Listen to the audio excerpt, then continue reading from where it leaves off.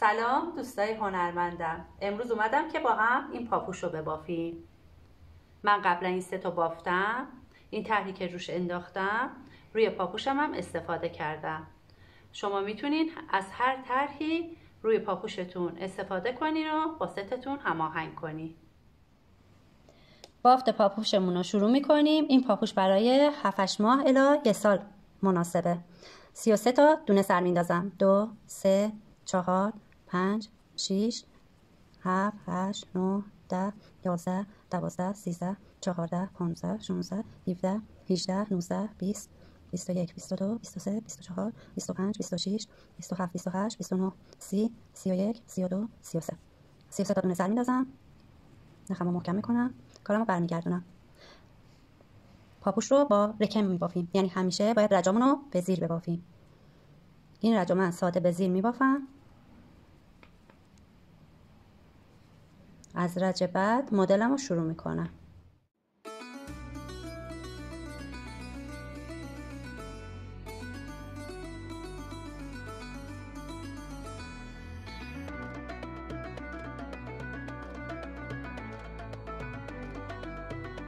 کارم رو برمیگردونم. الان بافتم رو شروع میکنم. دونه اول رو ور میدارم،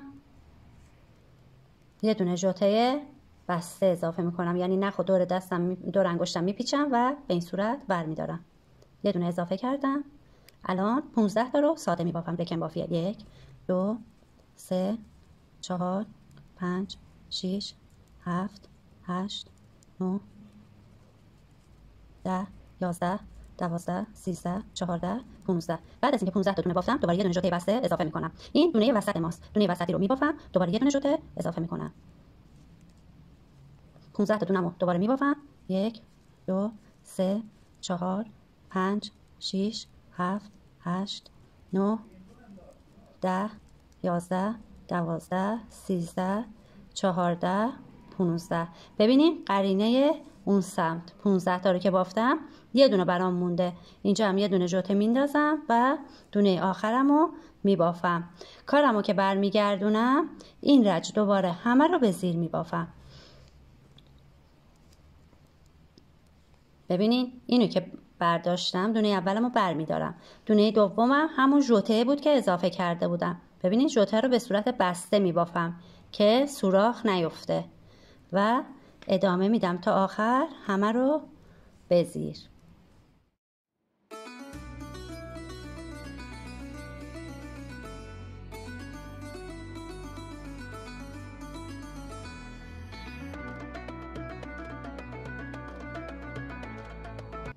رج قبل یه دونه برداشتم، یه دونه اضافه کردم. الان همون یه دونه رو برمیدارم، یه دونه که اضافه کرده بودم و میبافم. یه دونه ژوته بسته اینجا اضافه میکنم. 15 تا میبافم. البته قبل از اینکه 15 تا ببافم من یه دونه مارکر میذارم. این سر و اون سر 15 تا که همیشه ثابته یه مارکر میذارم. مارکر رو اینجوری برمیداریم به این ور. 1 2 3 4 5 6 7 8 9 10 11 12 13 14 15. الان 15 تا رو که بافتم یه مارکر دیگه میذارم. شما میتونید مارکرها رو از بیرون تهیه کنید. یه دونه اضافه میکنم. یه دونه اضافه کرده بودم دفعه قبل اونه، یه دونه وسطی است، یه دونه هم دفعه قبل اضافه کرده بودم اونه. دوباره الان یه دونه اضافه میکنم، میشه 5 تا. یه دونه مارکر میذارم. 15 تامو میبافم. 1 2 3 4 5 6 7 8 9 10 11 12 13 14 15. نگاه کنید مثل دفعه قبل که اون سمتش بود 2 تا مونده. مارکرمو میذارم. یه دونه اضافه میکنم. 2 تامو میبافم. پس هر دفعه این 15 تامون ثابت میشه. یه دونه این ور 15 تا، یه دونه این ور 15 تا اضافه میکنیم. اینجا هم این 15 تامون ثابته. یه دونه این ور 15 تا و یه دونه این ور 15 تا اضافه میکنیم. بافتمو برگردوندم. الان این رج همه رو به زیر میبافم.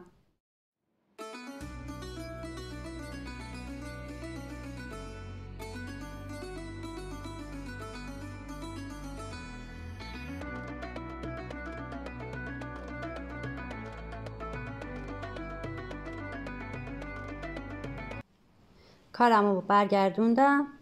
1 اولی رو برمیدارم، 2 3 اینجا 3 تا بود، الان میشه 4 تا. مارکرم رو میگیرم این ور، 15 تامو میبافم. 2 3 4 5 6 7 8 9 10 11 12 13 14 15. مارکرم رو میگیرم به این میرم و یه دونه اضافه میکنم. الان دونه های وسطیمون که 5 تا بود میشه 7 تا. 1 2 3 4 5 6 و یه دونه اضافه که میکنم میشه 7 تا. مارکرم رو میگیرم این ور، بازم این 15 تا رو میبافم. 2 3 4 5 6 7 8 9 10 11 12 13 14 15. مارکرم رو میگیرم، یه دونه اضافه میکنم و دونه هم این ورم میشه 4 تا. کارمو که برمیگردونم این سمت دیگه باید همه رو ساده به زیر ببافم.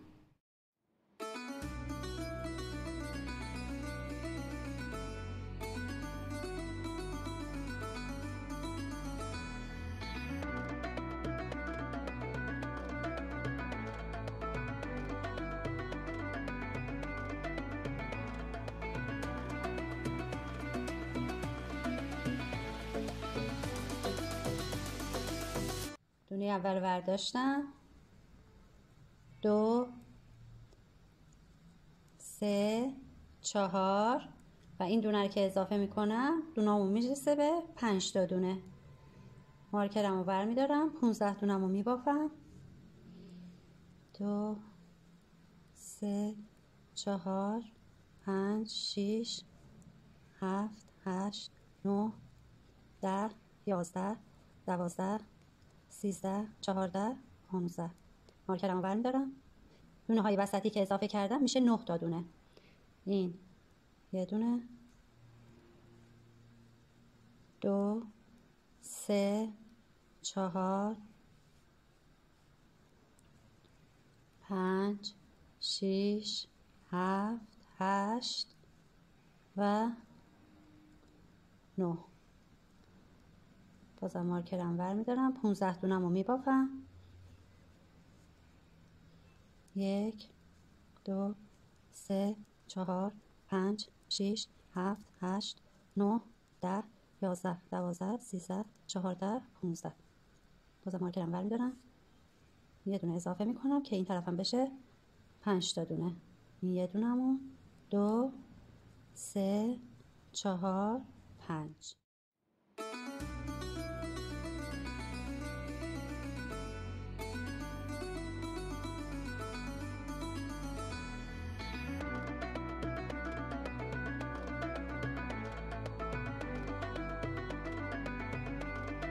الان آخرین ردیفیه که یه دونه هم باید اضافه کنم.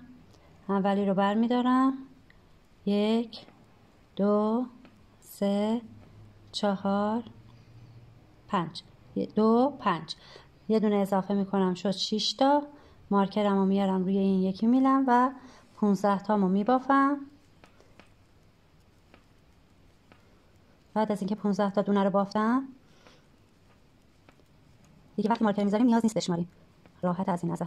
خب 15 تا رو بافتم، مارکرم رو برمیدارم، یه دونه اضافه میکنم، 2 3 4 5 6 7 8 9 10 و اینم 11. قسمت وسط در آخر میشه 11 تا دونه. مارکرم رو برمیدارم، 15 تا دونم رو میبافم.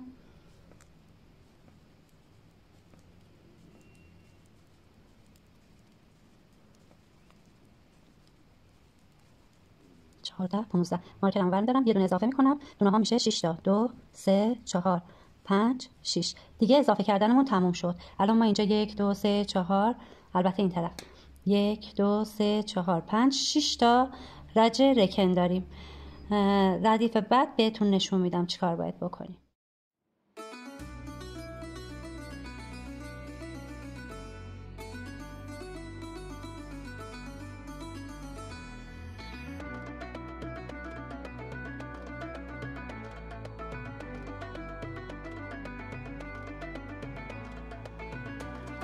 الان اینجا ما 53 تا دونه داریم.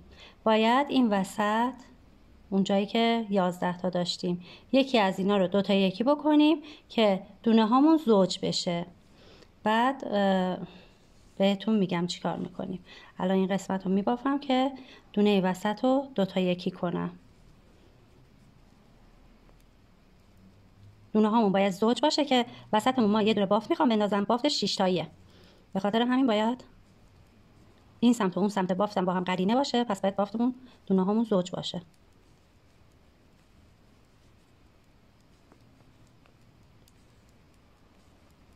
رسیدم به وسط کار. میبینید اینجا فرق نمیکنه کدومش، ولی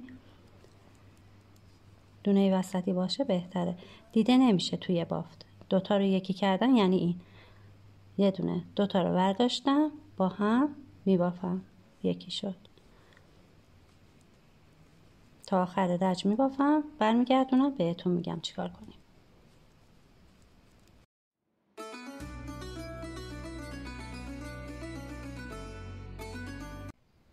الان این خطای رکن ما شده 7 تا. 1 2 3 4 5 6 7. این خطای رکن رو بدون اینکه کاری انجام بدیم باید اونقدر ببافیم که اینا بشه 10 تا. ادامه میدم بهتون نشون میدم.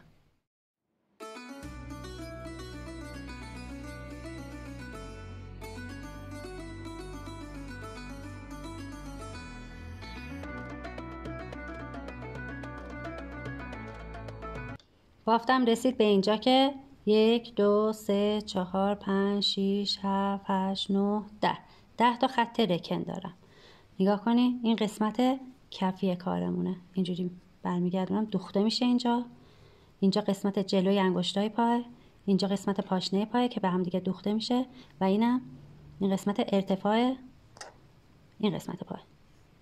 یعنی ما تا حالا این قسمت رو بافتیم، اومدیم اینجا، الان میخوایم روی کار رو کار کنیم. 53 تا دونه دارم. 6 تاش برای بافت روی، 2 تا به جلو و 2 تا هم رکن. بقیه‌اش ببینم چند تا میمونه. 2 4 6 8 10 12 14 16 18. 2 4 6 8 10 12 14 16 18. وسط کار 19 تا باید اینجا ببافیم. از هر طرف 19 تا، 2 تا رکن، 2 تا به جلو، 2 تا رکن، 2 تا به جلو و 6 تا وسط برای بافتمونه. پس الان شروع میکنم قسمت روی کار رو بافتن. 1 2 3 4 5 6 7 8 9 10 11 12 13 14 15 16 17 18 19. 19 تا بافتم. این همیشه هم اینجوری رکن میره. 19 تا رو بافتم نگه داشتم. الان این دوتامون بازم رکنه، یعنی به هر سمتی میبافم باید به زیر باشه. هر رجی که میبافم باید اینا به زیر بافته بشه. این دوتا رو به رو میبافم. این دوتا هم همش به رو میره. 6 تا برای بافتمه ترهمه. 1 2 3 4 5 6. حالا این طرفم قرینه. 2 تا رو به رو میبافم. این دوتا همش رکن به سمت پایین بافته میشه. این سمت کارم نگاه کنید. 2 4 6 8 10 12 14 16 18 و 19 تا. 19 تا رو اینجا روی میلم نگه میدارم. الان برمیگردم به این یکی سمت. اولی رو نمیبافم، برمیدارم. دومی که همون رکنه باید به زیر بافته بشه. این دوتا رو همیشه از اون سمت کار که روی کارمونه به رو میبافیم. پس الان باید به زیر ببافم. این همیشه باید این طرف به زیر بافته بشه، اون طرف به رو. 6 تا رو میبافم که مال مدلمه. 1 2 3 4 5 6. مثل اون یکی سمت 2 تا به زیر و این 2 تا هم رکن بافته میشه. بعد این قسمت رو نگه میدارم. حالا کارم رو برمیگردونم. اولی رو نمیبافم، برمیدارم. دومی به زیر رکنه. این 2 تا به رو. 6 تا کارم به زیر میبافم.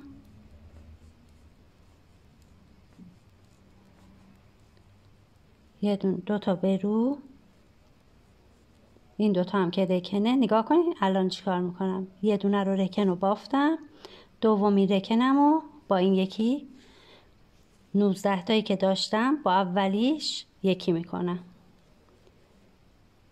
کارمو برمیگردونم، یعنی هر دفعه که میایم اینور دوتا یکی میکنیم که مثل این قسمتم برگرده روی پا بشه. بازم این دوتامون رکن اولی رو برمیدارم، دومی به زیر بافته میشه، این دوتا هم به زیر. 1 2 3 4 5 6 دوتا به زیر و اولین رکنمو که بافتم دومی رکنمو با یه دونه از این دونه هایی که نگه داشتم رو میلم یکی میکنم. کارمو برمیگردونم، دوتا رکنمو میبافم. 1 2. الان این دوتا به رو هستن. خب این قسمت رو که 6 تا رو که نگه داشته بودم برای طرح بافت میزنم. چطور بافت میزنم؟ 3 تای اولی رو نگه داشتم روی میل، 3 تای دومی رو از پشت برمیدارم، این 3 تا رو از میل خارج میکنم و به میل کناری این یکی میلم میگیرم و دوباره میندازم، اینا رو میندازم سر این یکی میل، یعنی اینا رو پیچ دادم. الان پیچامو بعد از اینکه مرتب کردم روی میلم دونه دونه میبافم. 3 5 6 اینجا یه دونه پیچ شد. بعد دوتا به رو رکنامو میبافم، اولی رو میبافم و دومی رو با دونه کناری یکی میکنم. دوباره برمیگردونم کارمو، دوتا رکنمو بافتم، دونه کناری به زیر دوتا و اینا رو ساده به رو میبافم. 3 4 5 و 6 دوتا به زیر، یه دونه رکن، دومی رکن رو با دونه کناری یکی میکنم. الان اگه توجه کنی ببینی روی کارمون داره تشکیل میشه و داره میاد روی پا. ردیف بعدی به میل میگیرم ساده بدونی که ببافم، رکن، دوتا رو. الان اینا رو ساده میبافم، باید یه ردیفم ساده ببافم، برگردم دوباره بافت بزنم. این بافت زدن ها هر 4 ردیف یه بار تکرار میشه. ببینین آخرین دونمو با این یکی میکنم. همینطور ادامه میدم تا برسم جایی که ادامهشو بهتون نشون میدم. یه کارمونه 2 بار بافت پیچ رو انجام دادم، الان سومین بار انجام میخوام بدم. هر 4 ردیف نیست، 5 ردیف میبافیم، ردیف 6م بافت پیچ رو انجام میدیم. یه بار دیگه انجام میدم که ببینید. اولین رو برمیدارم، دومی رو رکن میبافم، سومی به رو، چهارمی به رو. الان بعد از 5 بار بافتن 6مین ردیف میخوام اینو پیچ بدم. نگاه کنین این 3 تا رو میتونی از میل در بیارین، 3 تا رو در بیارین راحت. این 3 تا رو به میل بگیرین، این 3 تایی که در آوردم و دوباره به این یکی میگیرم و اینو میذارم دوباره کنار اون یکی ها. ببینید پیچم انجام شد. 6 تا رو با هم میبافم، 1 2 بزیر، 6 تا بزیر، 3 4 5 6 دوتا به رو. الان باید رکنامو ببافم، یه دونه رکنمو میبافم و دومی رو با کناری یکی میکنم. نگاه میکنم روی این یکی میلم 2 4 6 8 10 11 تا باید اینجا دونه داشته باشم. من برمیگردم، بازم اولی رو برمیدارم، دومی رو رکن میبافم، دوتا به زیر، 6 تا به رو، 1 2 3 4 5 و 6. 2 تا به زیر، 2 تا رکن دارم، 1 دومی رکنم رو با این یکی میکنم، نگاه میکنم روی میدم 2 4 6 8 10 11 دیگه نمیبافم. از این به بعد میام این 11 تا رو میبافم، ادامه میدم. یعنی میگم نمیبافم یعنی این بافت رو ادامه نمیدم. الان دیگه تمام رجامو رفت و برگشت ادامه میدم. اگه من الان برگردم اینور مجبورم اونجا دو تا یکی بکنم، نمیشه. باید 11 تا اینجا داشته باشم، 11 تا دونه اینجا. 11 تا دونه‌مو دیگه به زیر میبافم تا میام سر رج.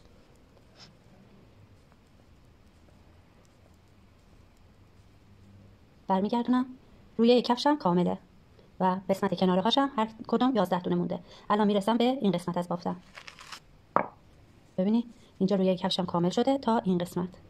این دو تا بافتم البته به این تر میبافم، دو تا از این بافتا پیچا ادامه میدم که برسم به ساق پا بدون اضافه و کم کردن و تمام رج ها رو میبافم. یه رج ببافم که ببینید 1 4 5 6 7 8 9 10 11. این 11 تام بود. اینا هم که همون مثل همون 11 تا رکن بودن ادامهش بودم میبافم. 2 تا به رو، 6 تا به زیر، 4 5 6. 2 تا به رو و بقیه همه رکن، 1 2 و این 11 تا.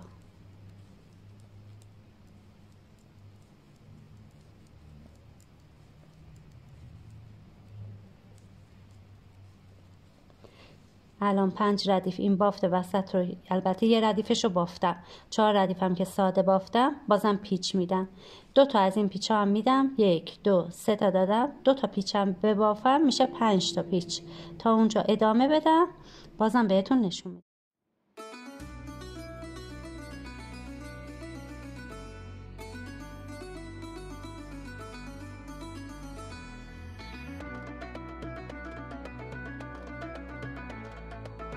الان این ردیف هم ببافم، آخرین پیچم رو انجام میدم.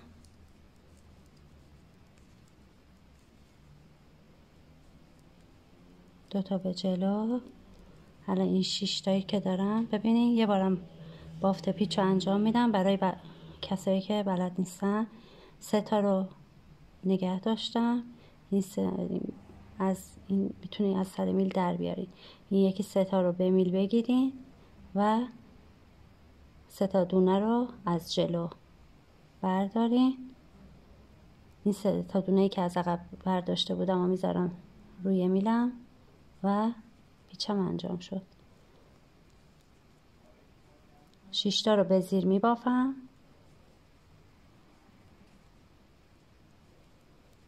2 تا به رو و بقیه رو میبافم به زیر حالت رکن. الان دیگه بافتمون اینجا تموم شد. میرسه به ساق پا. به خاطر اینکه ساق پای پاپوشمون گشاد نباشه توی این بافتار، الان ردیف بعدی باید من نگاه کنید ما بین اینا یه دونه از اینجا دو تا یکی میکنم، یکی از اینجا دو تا یکی میکنم، یکی از اینجا و یه دونه از اینجا، 4 تا دونه کم میکنم که ساق پامون قشنگ یکم جمع و جورتر بشه. اینجا میتونم بهتون نشون بدم. رسیدیم به این قسمت. الان این بافت رو که انجام میدم این رجو 4 دونه کم میکنم. بعد نگاه کنید اینجا 1 2 3 4 5 6 7 8 9 10 11 12 13 14. این همون پاپوشیه که اول این قسمت 16 تا بود، مال ما 15 تا بود. به خاطر همین یکم بیشتره. من برای این یکی 12 تا رکن ببافم کافیه. این رج بهتون نشون میدم که 4 تا میخوام کم کنم. بعد دیگه میبافم و ادامه کار رو بهتون نشون میدم. یه چند تا دونه میبافم. 2 تا یکی میکنم. بازم یه چند تا دونه میبافم. 2 تا یکی میکنم. نمیخوام از قسمت روی کار، البته ببخشید اینم باید رکن میبافتم دیگه تموم شده. همه کارم دیگه رکنه. نمیخوام روی پا رو جمع کنم. فقط از کناره ها.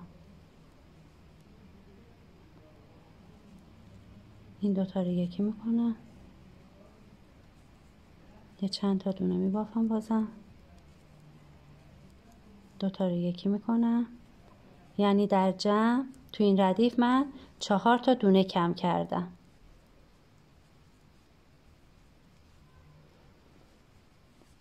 دیگه بقیه رو بلدین. 12 تا از این خطای رکن میبافم، بازم میام تا بهتون ادامه رو بگم.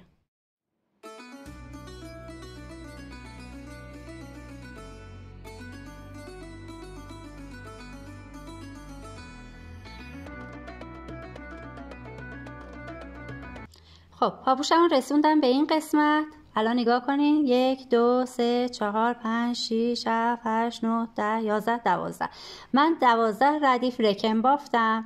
خب الان دیگه این بلندی و کوتاهیش مونده به خودتون. نگاه کنین، این اینقدر وقتی من تا میزنم اینقدره. شما اگه میخواین بلندتر کنین، اگه میخواین کوتاهتر کنین، یا میخواین اصلا تا نزنین، تا اینجا ببافین، تا این قسمت ببافین، هر چقدر که دوست دارین ببافین و کور کنین. الان من این قسمتش رو کور میکنم. 2 تا یکی میکنم، حلقمو میذارم روی میل، بازم 2 تا یکی میکنم، دونه رو میگیرم روی میل و به این ترتیب همه رو با هم کور میکنم. من از سمت برعکس کار کور میکنم. نگاه کنید این قسمت، به خاطر اینکه وقتی این برمیگرده روی کار این ردیف اینجا قشنگ دیده بشه. بعد از اینکه کور کردم نخمو یکم بلند نگه میدارم، به خاطر اینکه با اون بتونم تمام قسمت پشت درز پاپوش و زیر پاشو بدوزم.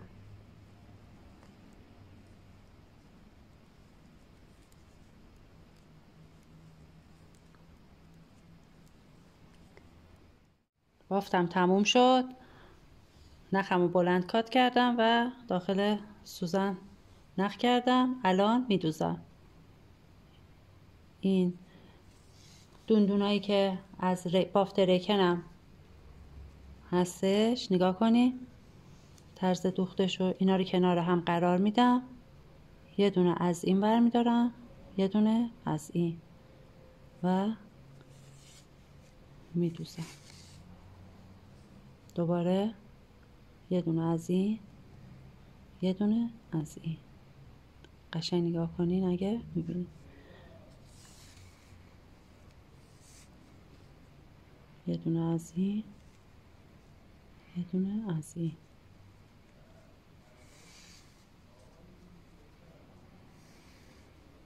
اینطوری وقتی بدوزیم نگاه کنین مثل زیپ، زنجیرهای زیپ داخل همدیگه میشن.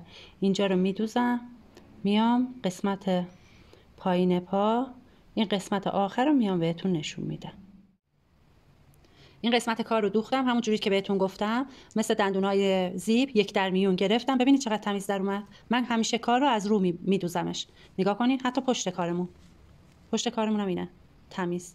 بعد اومدم این قسمت پایینم دوختم. نگاه کنین در ادامه میدوزم که ببینید چجوری میدوزم. اینجا رو این شکلی، یه دونه از اون ور، یه دونه از این ور میگیرم و قسمت آخرم به این شکل دوختم و تمام. یه دونه بست میزنم که باز نشه و نخو داخل کار میبرم و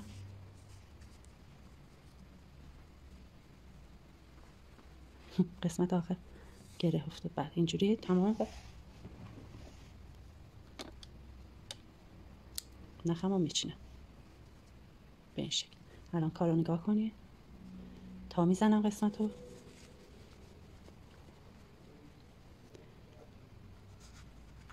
اینم داخلش قرار میدم که شکل پا بگیره و کارو متوجه بشین. امیدوارم که ببافین، از این کار خوشتون بیاد و استفاده کنین.